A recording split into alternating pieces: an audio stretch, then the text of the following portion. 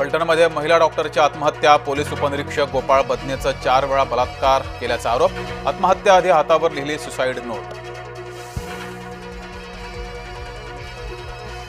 अपात्र व्यक्तीला पात्र ठरवण्यासाठी पोलिसांचा दबाव होता. सुमारे 4 महिन्यांपूर्वी करण्यात आली होती तक्रार. फलटणमधील आत्महत्या केलेल्या महिला डॉक्टरनं केला होता आरोप. हमी भावापेक्षा कमी भावात माल विकू नका, मुख्यमंत्री फडणवीस यांचं शेतकऱ्यांना आवाहन. भाजपाची स्वपक्षीयांवरच हेरगिरी. कार्यकर्त्यांच्या शिबिरात भाजपा नेते चंद्रशेखर बावनकुळे यांचं खळबळजनक वक्तव्य.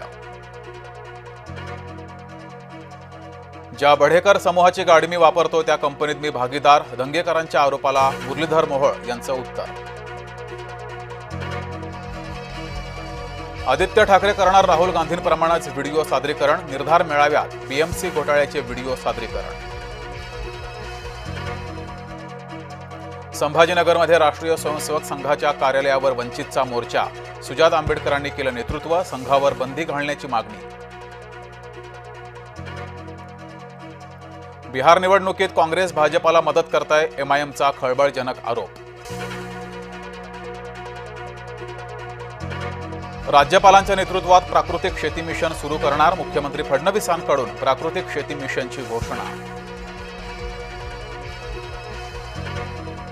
सांगली जिल्ह्यातील इस्लामपूरचं नाव बदललं. आता नाव ईश्वरपूर. नामांतराला केंद्र सरकारची मान्यता. मनोज जरांगे शेतकरी नेते होणार. शेतकरी प्रश्नावर जरांगे उभारणार जनआंदोलन. कल्याणमध्ये फटाके फोडण्यास विरोध केल्यानं 2 गटात राडा. भर रस्त्यात हाणामारी. महात्मा फुले पोलीस ठाण्यात गुन्हे दाखल.